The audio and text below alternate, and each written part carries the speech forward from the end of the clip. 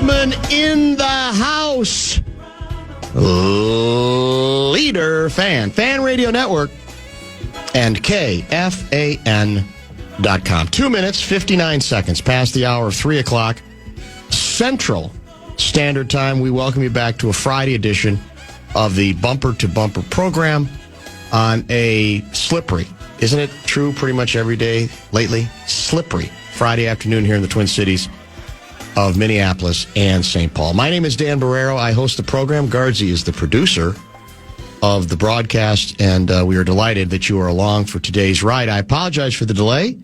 We were trying to reach our top of the program guest, who has indeed, on game day, kindly called us back, and he is the latest Musselman in the house. Eric Musselman back in town with his USC Trojans.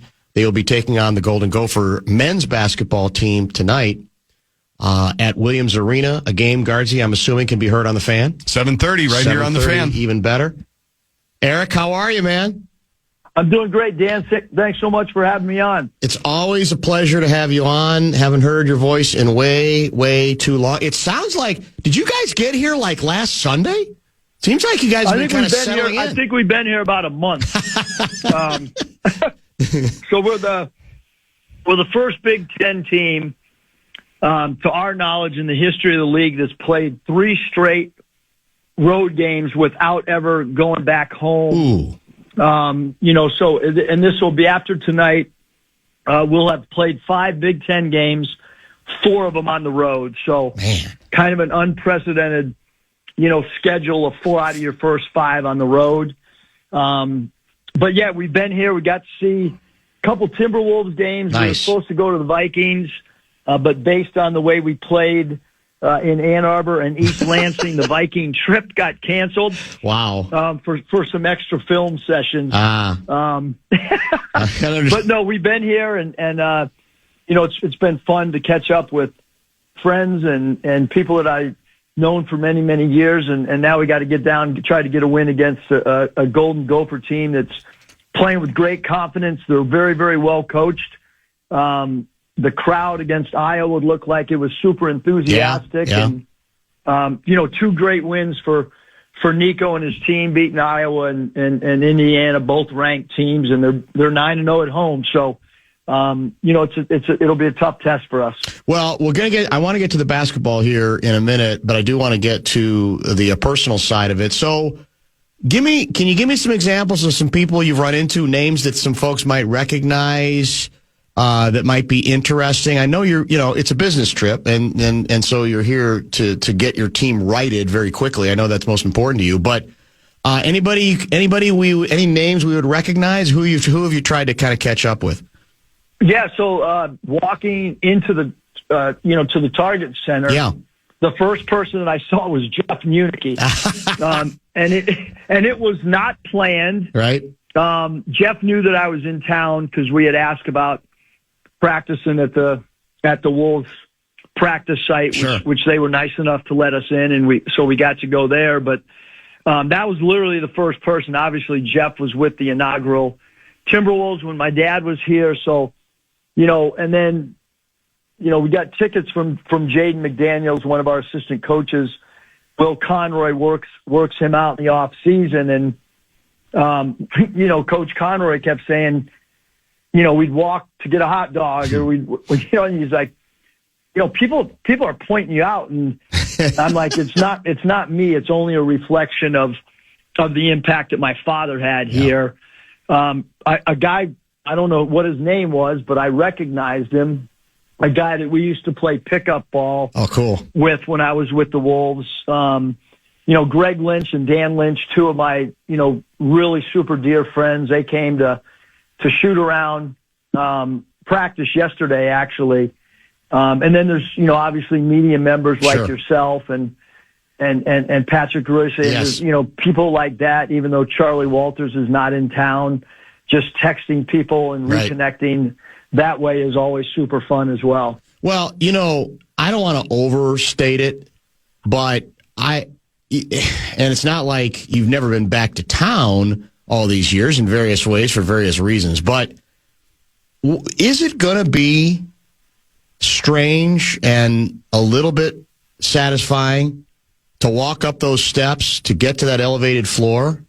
What, half a century after your dad did? I mean, for us, Guards and I have been talking about, we think it's incredibly cool. You know, if it was up to me, you'd be walking on the other side of the court. But that's another story for another day. But what's it going to be? Have you thought about that at all? Or is it so long in the past that it's not going to be quite as emotional as I'm suggesting? No, so I mean, I was like super excited. Like my wife was not at the Michigan or Michigan State game, but she did fly in here 2 days ago. Yep. So you know, like that's the impact for our family. My younger son, who was with our staff last year, he's in near tears. He's not with us because he got an assistant's job. He's actually the youngest Division I assistant coach in college basketball. He's at Riverside. Good for him. My mom watched the entire Iowa game, and she kept texting me, no back doors. You got to pressure the passer. I love it. So my mom for sure does not want us to lose this game tonight. And so there is this special, you know, thing that's going on with us as a family. And I kind of thought it was going to be cool and neat. But the first time I had been in Williams Arena was practice the other day. And when we pulled up, it hit me like a brick wall, like, wow. As soon as we pulled up, I knew exactly where my dad parked in front of Williams Arena. I remember where I was standing when Luke Woody got wheeled out. I know exactly what hallway I was in. Wow. And so, like, all these things started coming back. And my mom's last parting advice was don't wet your pants. And the story behind that is Crazy George Shower and I had worked on a ball handling routine that we were going to do in conjunction with the old pregame warm-up. Yes. And it was against Indiana. And I did Crazy George acted like he was looking for a young Gopher fan. And he was going from side to sideline, looking, acting like he was squinting. Yes. And he finally pointed to me. I came down. I mimicked whatever drills we had, spun the two balls, did the 2-ball dribbling. And when I finished, I got a standing ovation, 19,000 people as an 8-year-old. And I stood up, Dan, to go back, to join my mom. And when I noticed a standing ovation, I wet my pants. I sat down next to my mom. I started crying. Oh, my God. My mom said, "What's wrong? You did awesome with the ball handling routine." I looked at her and said, "Mom, I wet my pants when I got the standing ovation." So my mom said, "Hey, whatever you do, don't wet your pants in Williams Arena." That's outstanding. That is absolutely. Well, this is a good example of, look, it may well be that, that arena has run its course. We can have that debate, and Guardsy and I have had that discussion and debate many times, my producer. But what you're telling us does remind us of is that the sense of history places like that have, that even though that's as far back as that was, it still crystallizes in you, in part because the building's been around that long. No question, Dan. I mean, so when I walked in, right away, I'm like, this is the coolest building in the Big Ten.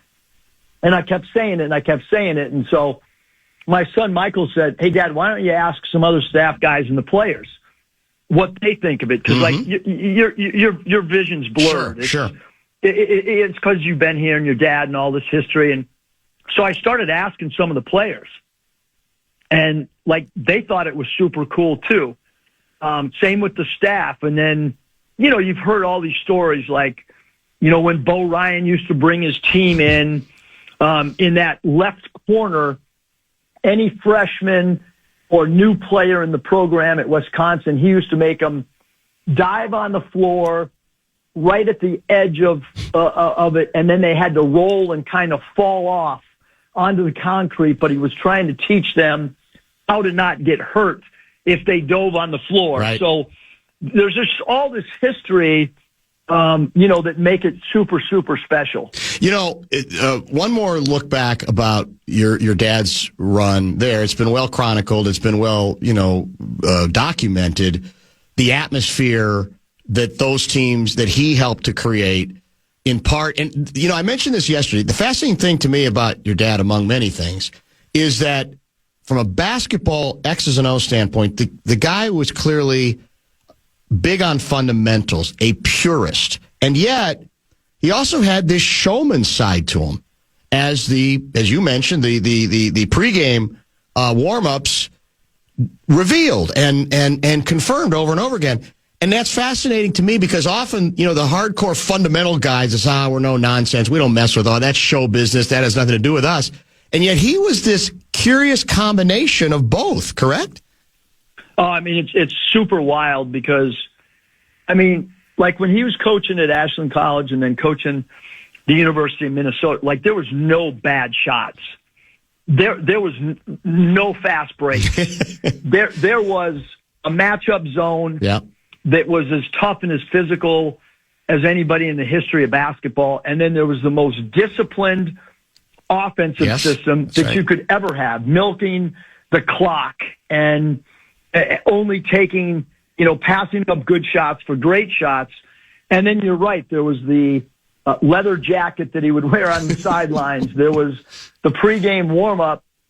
And, Dan, I actually had our team watch the pregame warm-up the other day. It was Wednesday night after our team meal. Our guys were in disbelief. Half of them were on the floor laughing. The other half were literally stunned in disbelief that this happened in the 70s. And the music and all that stuff and the dance team. And they were like, was this just one game? I'm like, no, this is every game, and then to run through the 20-foot gopher, when the starting lineups were named. But, I do think that for whatever it was, my dad had always said, your job as a coach is to win as many basketball games as you can and to fill the building up. And at Ashland, they had sellouts. Obviously, the fan base here with the Golden Gophers and with the Timberwolves, like he took as much pride in winning games with the Wolves as he did the crowds that would attend the games. And, I know that's one thing that throughout my career, whether it was at Nevada or Arkansas, trying to create standing room only crowds. We haven't been able to do that in LA, and I don't know if we'll even come close just because of the market. Yeah. We're trying, but that's the one cool thing about what's going on right now is, around town, if maybe we were here 2 weeks ago, I don't know, Dan, if there really was a buzz 2 weeks ago. Correct. But I do think with Golden Gopher basketball right now, once you get to this plateau of you're 3-1 in league, you're playing better basketball over the last 2 weeks. You won 9 straight home games. I do think there's a buzz right now, and I've only been here for 4 or 5 days, but I do think there's a lot of really great positive things that are going on with the Golden Gopher program. It's got to start somewhere, like you say, and sometimes it's the first victory, and then it's another Big Ten victory, whatever. What do we need to know that we don't already know about Niko Medved in terms of your impressions of his approach, style of play, etc.? Yeah, so we played against Niko when he was at Colorado State, just building, that program.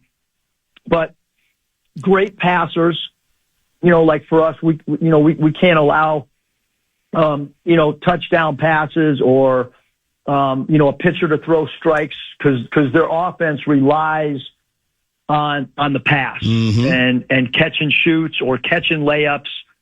There's not a lot of one-on-one play at all. They're actually one of the lowest one-on-one teams in the league. So they play pure, true basketball. It's two contrasting styles tonight because we do like isolation basketball. Our game is predicated on drawing free throws attempted, and we're in the last 13 years, we've finished no lower than 12th in free throws attempted. This year, I think, at least yesterday, we were second in the country. So it's two completely different styles. They would prefer more of a methodical pace. We would prefer a little bit more up-tempo. But his teams are disciplined. I think above all else, they understand their roles.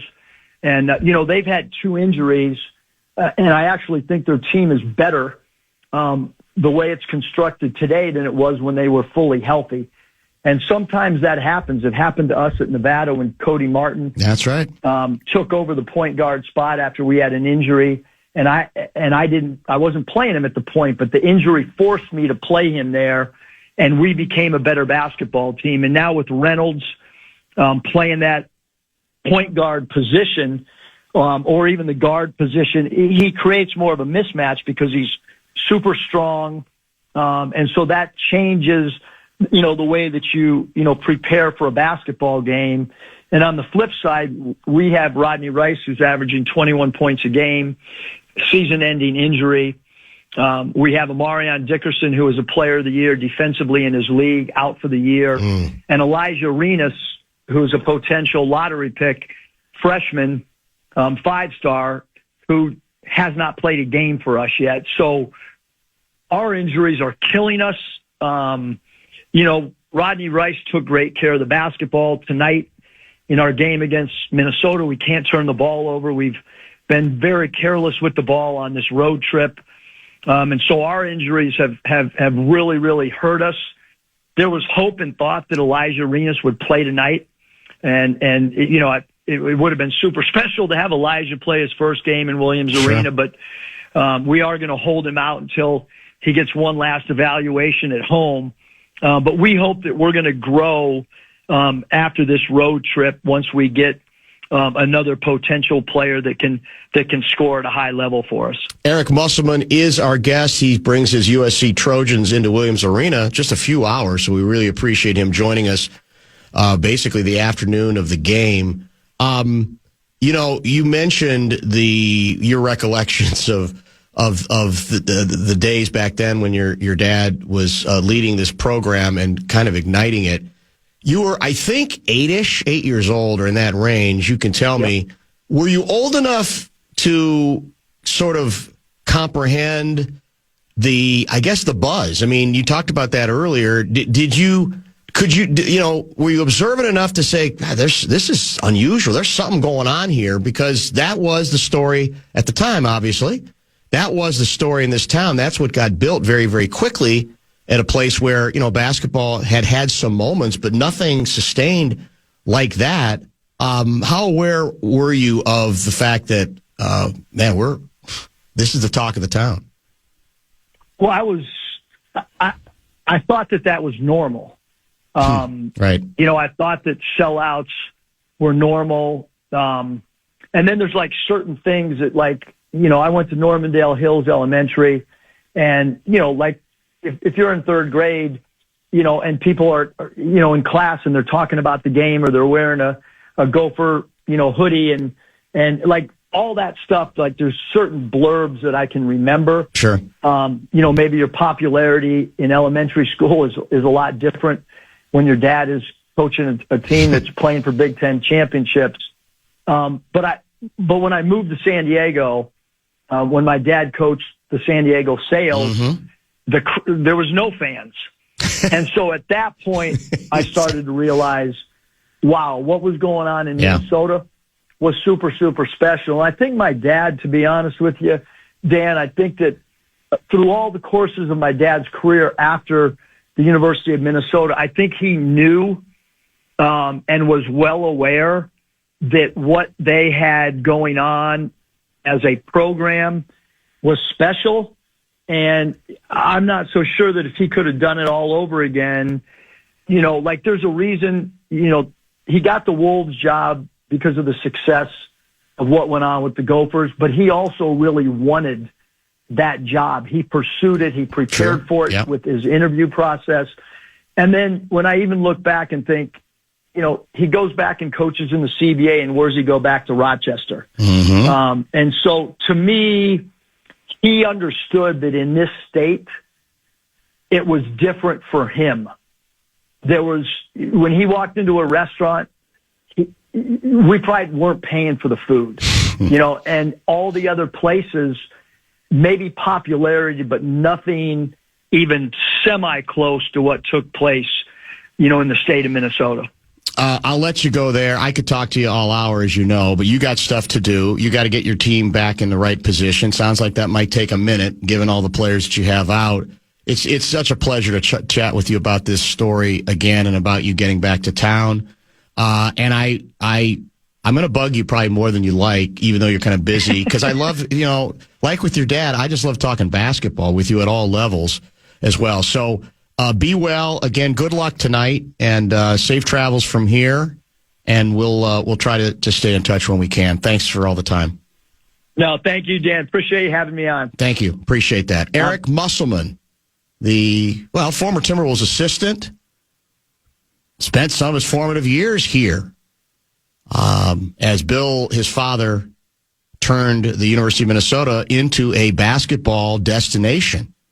Got bad at the end, but it was red hot at its zenith, that's for sure. Went a little longer than expected. Is Ben Goessling in the house? Right behind me. Outstanding. I didn't even see it. So I'll have to probably apologize to Ben, because the plan was to start earlier. But when Eric said he was available, well, I don't think I have to explain. He's such a good interview. And there's such great history for the Musselman family in this town. Made all the sense in the world to try to take the opportunity to chat with him. We will talk football with Ben Goessling, as Gerby likes to call him. That means predictions are going to be 4 o'clock. Is that right, or 4:02? I'd say probably 4:15. I was going to say, the other option is if Ben wants to hang around and be part of the prediction segment and offer his own, we can include that. We'll see. We had Meat Sauce and Ryan Donaldson last week. That's a nice combo. A lot of celebrities that are joining the pick segment now, so we'll see.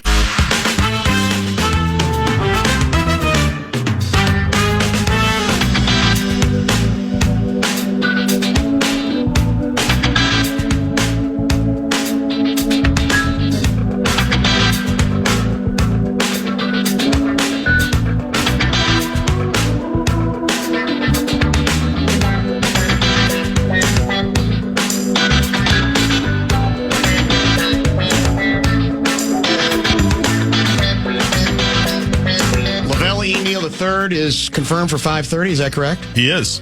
Pick segment probably 4:15 with Gerby. Lavelle's very disappointed that Max Kepler apparently has been popped for an 80-game performance-enhancing drug suspension. He texted me like, I care. That doesn't sound like a Minnesota Twin or a former Minnesota Twin, does it? We don't behave like that, do we? It is funny that the guys that get banged for those suspensions, you look at their numbers and you're like, what happened here? But he's trying to hang on. Did you take the wrong illegal substance?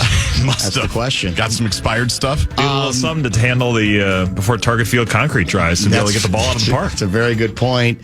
Ben Goessling is indeed in the house. Usually joins us at 4:30, but he played Program Password today, I'm told, and was kind enough to hang around. Before we say hello to you in more depth, I meant to get to this text. In fact, I just sent it to Eric Musselman, who just joined us.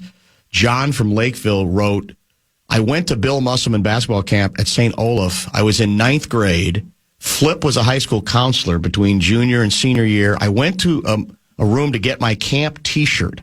Flip handed me my T-shirt, while little Eric Musselman was sitting on his lap. I later played against Flip in the Augsburg Summer League. We guarded each other.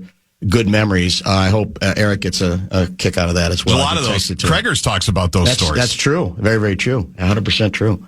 How'd the Program Password? Did you win? We blew the lead late. I think Lil B got a couple where they got 10 points. Lil B and Alec Lewis got 10 points. And then you get into that thing of, do we pass when we're losing, or do we try to play it on 10? And I think there was a couple of those where it's probably a 2-question or 2-clue word, and we tried to take a shot at it. So I think we lost like 81-60 or something like that. Competitive. So it was competitive, but you blew the lead. Is what you're saying. Yep. Well, that's never good. Never good.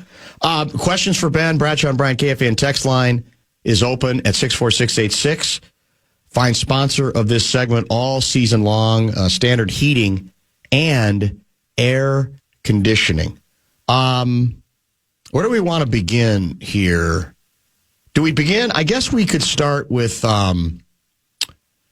maybe you can break the tie, because when it comes to Brian Flores, because Johnny came on, Krasinski came on Monday and seemed to try to get something going, kind of shock jock it on some tension that may be contributing to the fact that B-Flow hasn't yet signed a deal and maybe might not stay even if he doesn't get a head coaching opportunity. Then Seifert came on Tuesday, and I think kind of blew that out of the water, said, I'm not aware of anything in particular in that regard. You want to try to break the tie? What do you make of all of this speculation?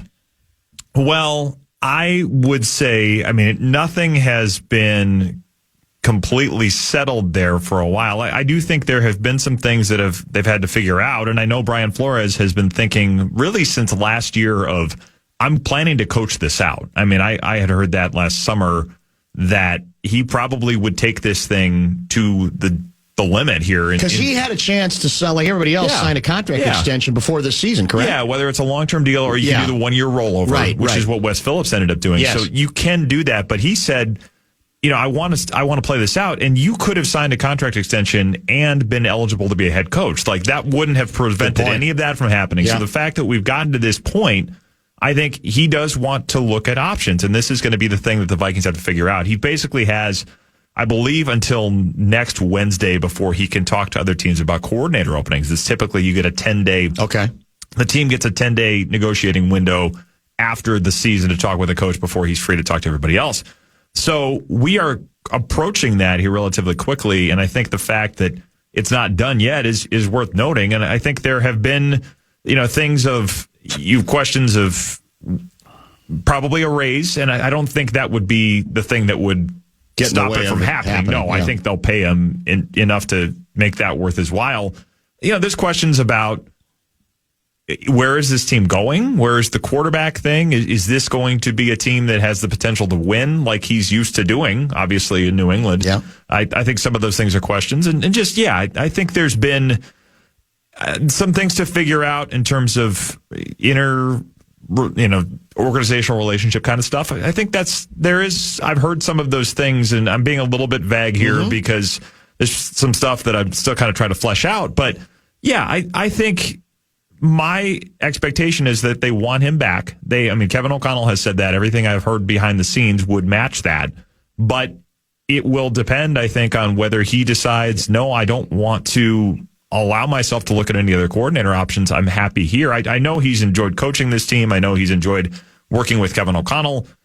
The organization as a whole has been, I think, a good fit for him. He's talked about that quite a bit. But there's a lot to get figured out here. I think they'd like to get it done before they, end up talking about season-ending stuff in a press conference next week. But, we'll see if that happens. I think there's still a lot to figure out. So far, as we know, on the record, the Ravens are the only team to ask permission to speak with him about a head coaching position. Is that correct? Yeah, that's Do we expect my understanding. More? The Raiders is always this thing that people speculate on, the Brady factor. But nothing has been officially suggested yet. Correct? No, nothing yet officially. I think the Brady connection makes that an interesting option, and that would be a team that, the other piece you have to figure out here is there going to be a team that hires him as the head coach, given the fact he has been suing several teams and been suing the NFL? The Raiders would be the team that are historically enough of an iconoclastic franchise that would say, I don't care. Right, if we want him, let's take him. So I think that makes it an interesting option that way. But I would expect he'll get more interviews. I would expect he'll get attention because of that scheme. I think people will want to pick his brain on how did you do it? How did you get involved with the scouting side of things? Kind of playing on that background he had in New England to make that work here. I think that will get him in the building. The question will be, obviously, with him, how would you manage a quarterback if you're the head coach? I'm sure he'll have to answer that question after all the Tua stuff, and I think that's going to be the answer he would have to provide to get somebody to say, yes, let's do this. Would he be, is any reason to believe he might be dazzled by Dallas approaching him to be the conquering hero, the guy, the defensive genius to come to the rescue? It's a team that's got some issues. On the other hand, it is Dallas. It's the Cowboys. It's still a massive brand, whether you like it or not. Is that something you think he might be dazzled by if they actually came calling and Jerry said, we'll pay you whatever we need to pay you just to be the coordinator? Well, there is that. If you go to Dallas, you're going to get paid handsomely. I think they would have the ability to do that without any question about it, as the Vikings would too. But I think the question with them is, do you want to walk in there and feel like I'm having to work in this particular universe where I'm not only am I not the head coach, I'm probably not going to have the same amount of say in the front office type of things that I've had in Minnesota. That's a fair point. You're right. Kwesi Adolfo-Mensah, I think for good, bad, and indifferent on his resume, and there's certainly enough to fill all three of those columns. He has, I think, done a good job of giving people an opportunity to voice what they want and then saying, let's work with you to get you what you need. And I think that has worked as well on the defensive side of the ball as anything. Are you going to have that in Dallas with Jerry and Stephen Jones? I don't know that the autonomy he's enjoyed here would be quite the same there. So that's the question I'd have if he's going to go take that job. I think there'd be things that would be attractive about it. Certainly would be a place that if he could go in and get things working, that would reflect very well on his resume. But they have a lot of things to figure out on that defense, obviously, after the Micah Parsons trade. So I think he would want to know that he's going to have an opportunity to shape that how he wants. History is repeating itself regarding this franchise, even today, right in front of my eyes. And it's a text that I get almost each day that we talk about Brian Flores. And it is, I like this guy better than the head coach. Let's trade the head coach, get a couple draft picks, and just elevate B-Flow so we never lose him. Go all the way back to when Tony Dungy was on Denny's staff. Tomlin. Like Tomlin with Childress. On Chili's staff, right? It is fascinating the number of times we've had a highly regarded defensive coordinator, and it's almost like the backup quarterback syndrome where you say, well, that's the guy I like better than the head coach. Let's just elevate him so we don't lose him because we know the next place he goes and when he becomes a head coach, he's going to win titles. Yeah. I mean, there is always that risk, and that's happened twice. Obviously, Dungy did it, and Tomlin did it very quickly. I think Tomlin ended up doing it before Dungy did in terms of actually winning a championship. I think you might be right, yeah. Because I think Dungy finally did it. I mean, Gruden won the championship with Dungy's players in, I think, 2002. True. But by the time Dungy actually won a ring, I think Tomlin had already had one. But, there is always that risk. I think the thing I would say to that is, as appealing as that may sound to some, there's no chance of that happening. I mean, the Vikings, the Wilfs are still 100% behind Kevin O'Connell, and I think there's a lot of reason to be there, especially with the way he's led the organization as a whole. And the quarterback stuff is a lot to figure out, and that's the vulnerability right now. Yes, if you're prisoner of the moment, that's to say, okay, well, this decision is not working out. Right, and the tricky thing with him is you have a lot of points where he's been right about quarterbacks. Sam Darnold, the degree to which they loved Drake May, looks like his evaluation of that was correct. Daniel Jones, I think, having some upside, all of those things, even what he got out of Kirk Cousins, I think, is a credit to him, which all makes the McCarthy thing look more troubling right now. Yeah. But I think the overall resume for him on quarterbacks is pretty good, and that's a lot of the reason I think he's going to continue to get opportunities here, because that track record would suggest that he knows what he's doing, he knows how to evaluate, he knows how to coach the position, and you have to get to the point where the kid or whoever it is can handle the offense. That was a big factor this year. How much does that offense get adapted to where your quarterback is at? And I think they kind of had to go through that throughout the season. But overall, there's as a leader, as a director of the organization, as an executive, as an offensive strategist, I don't sense any deviation from that whatsoever. So there is that risk if you lose a guy, and I think there's always that going to be part of it, as it's been for Sean McVay with the guys he's lost. But I don't think that's going to move the Wilfs off of where they've been after they signed that contract with O'Connell last year. Who would be, if B-Flow goes, whether it's a head coaching job or to actually be a coordinator someplace else, is there an heir apparent on this staff right now, or you think they look outside? Well, there are two people on the staff that I think would be very much in the mix. That would be Durante Jones, the defensive backs coach, who's gotten some defensive coordinator looks, including this year. I think the Cowboys are already talking to him because they can talk to him before Flores is able to do it with the contracts being the way they are. And then Mike Saravo, their inside linebackers coach, I think would be the other guy that would be in that mix. Both of those guys have had opportunities in the preseason to call plays. Brian Flores has kind of done that with those two, as Kevin O'Connell has done it with Wes Phillips, to give them reps, to give them options to do it.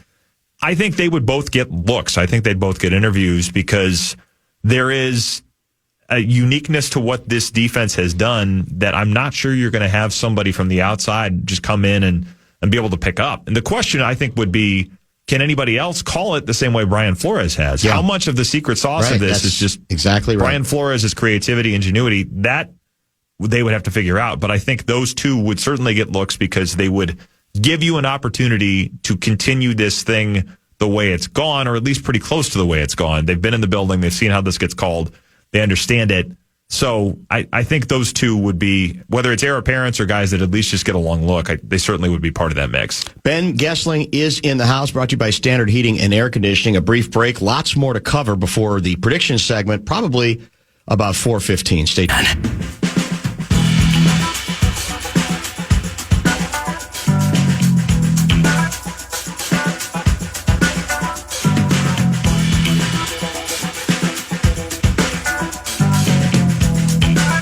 You know, one of the things we've noticed around here, once the Minnesota Vikings are eliminated, is that sometimes the seasonal commercial boost slows down a little bit. I'm wondering, and you know, that's why we talk about seasonal boost and love it. We love to be connected to the playoffs in that way. For you, is it a relief in that, because it's obviously it adds to your workload? On the other hand, I got to believe there's got to be some feeling of absence there because you, too, are not as directly connected to this first weekend, which is a great weekend. Right, it is. And, yeah, there's certainly that feeling of when you're not covering a playoff team, it's got a different energy or a lack of energy in some ways. Playoffs, when you're covering a team that is on the road, are a lot more grueling. So I think the thing I've come to on this, and just finished year 14 in the beat, is if they're going to be in the playoffs, let's go the extra step and win the division and be at home. Because what you end up doing, the part that makes it grueling, and everybody is probably sitting here listening to this saying, oh, poor you. I feel terrible for you right now. Good for you. You had to go to Arizona last year for a playoff game. But was it a direct flight at least? It was a direct flight. Did you? Yeah. No, we don't do Big Ten road destinations in the NFL. There's no connections. And do they have a Sky Delta Club? Hub. I'm not in the Sky Club. I don't fly quite enough for that anymore. But if a couple more miles, I think I was gold last year. Didn't quite make it to platinum. Right. So maybe this year we'll take a swing at it and get Sky Club. But at any rate, if you'd let me continue with my sob story here, Guzzi. Okay, sorry, thank you. Vent. Yeah. When you're flying back, you have to assume the team's going to lose because if they do, then locker room clean out is the next morning. Yeah, that's right. The last two times they've been on the road, it's been on the West Coast. It's hard to get back. So, and you don't want to have to leave the sunshine. So there's that, for sure. You're conflicted there. Yeah. Let's just put it at home so that there's not the every week flight type thing that you have to get figured out with travel and all of that. But yes, there is, all joking aside, there is a lack of buzz in the way that you experience it. Especially, I've only covered one that really made a run, obviously 2017, but you guys have been around long enough to know this, that the energy compounds every round. Does, no question. It's not linear. It compounds the closer you get. Yeah. So not having that is, you miss a little something. A little FOMO there. There's got to be a little bit of FOMO. Home or road to a certain extent. Yep. Let's stay on offense for a second. We'll get to quarterback before we're done because we have to. But a couple people have texted about the receivers. Yeah. Obviously beyond Justin Jefferson. So how do you think the Vikings are going to go here? Who are they going to, I guess you could say, emphasize?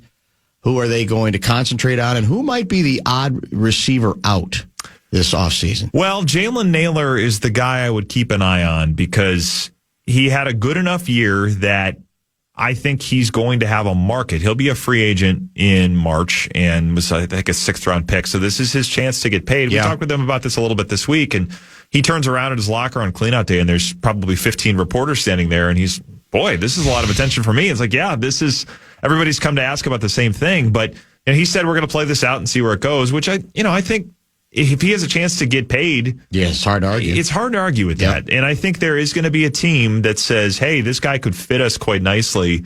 Somebody that probably runs a similar scheme to what the Vikings do. If the Rams need somebody, or even some of the teams in this division that run a similar attack to what the Vikings do may look at him and say, this could be a nice piece for us. So Are they going to be priced out of it? No. I mean, I don't think the contract will be so extravagant that they couldn't do it. But when you're paying Jefferson and then you have to make a decision on Jordan Addison, could they end up losing Naylor? I think there's a possibility of that, especially if they feel like Ty Felton can come in and play a little more of a role. Now, Addison, the question is they have to make the fifth-year option decision this year. And I would think they'll pick that up to give themselves a little more time. But do you want to pay him and give him the long-term deal that, kind of sets him up for life? And, do you trust him enough off the field? I think is going to be where this goes. That's the decision they're going to have to make. And especially when they're paying Jefferson as much as they are, that's a lot invested in that position. So, yes, there is a lot to figure out at that spot. I mean, obviously, when they make the trade that they did for Thielen at the beginning of the season, it was an admission that they knew they had depth to figure out there. And if you lose Naylor, you're right back in that spot where there's depth to figure out. And maybe it's Ty Felton, maybe it's somebody else, but I think they do have needs at that spot. Ben Lieber predicts or believes that the number one running back on the 2026 Vikings is not on the roster right now. Yeah. Controversial or actually perceptive? I think it's possible. I mean, I think Aaron Jones, do you bring him back? Right. It's going to be a question because they do have money they need to clear. And he would be one that if you're saying, well, okay, it's a lot of mileage, it's a lot of injuries. I mean, it's the kind of the age-old question with Aaron Jones is he's shown he's still productive and obviously he's beloved in that locker room. But when you're going to be 31 years old and the injuries, the history is what it is. Yeah. So you're going to have that question.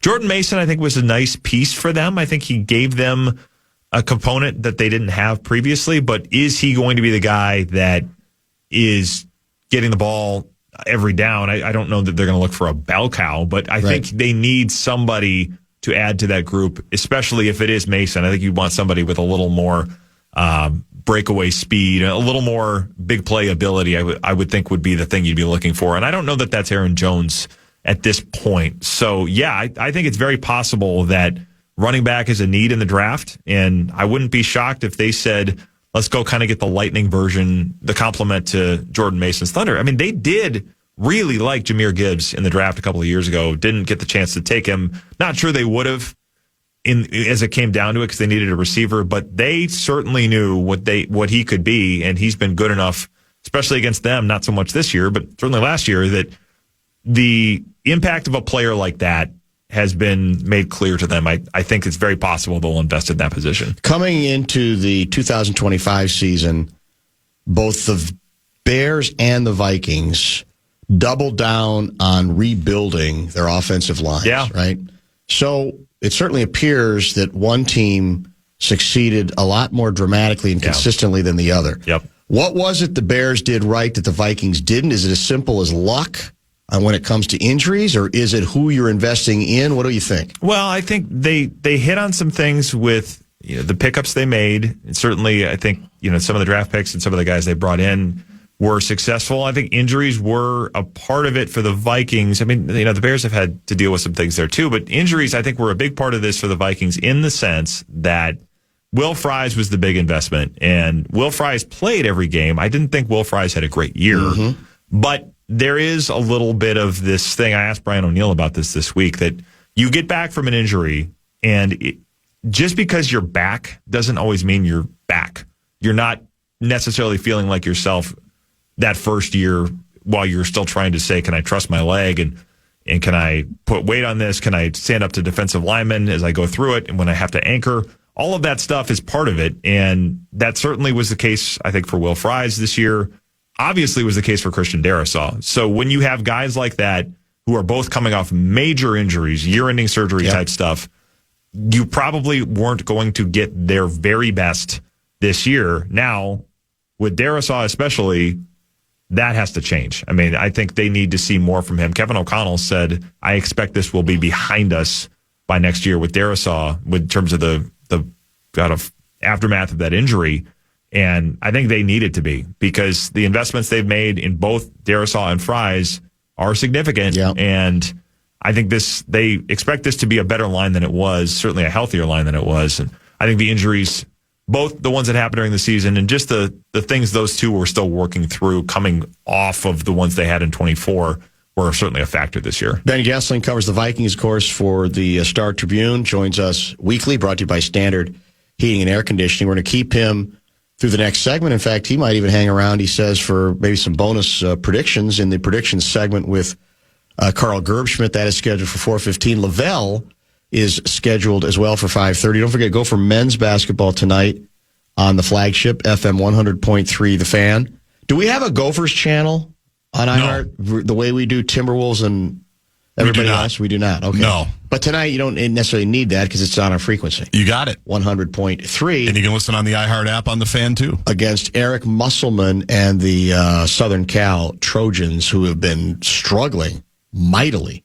I think it was a 30-point loss. Isn't it like 2 30-point losses on this road trip? To the Michigan schools, yeah. Yeah. I mean, just got pummeled both times. Do you like how he's a new age coach in that the first thing he mentions is how they're getting screwed by the schedule? Yes. Every coach brings it up. It's amazing because they're all getting screwed. It's an impossible schedule now. There was historically, in my view, a reason why there was something called the Pac-10 and something called the Big Ten from different parts because they were centered on different parts of the country. It was a little easier. It seemed logical until money came in. Professional teams all group their divisions regionally. Yes, that's it. It seems like that maybe would work, but the money is not as good. That's the problem. All right, more with Ben. Keep your questions coming into the text line. Back in a minute.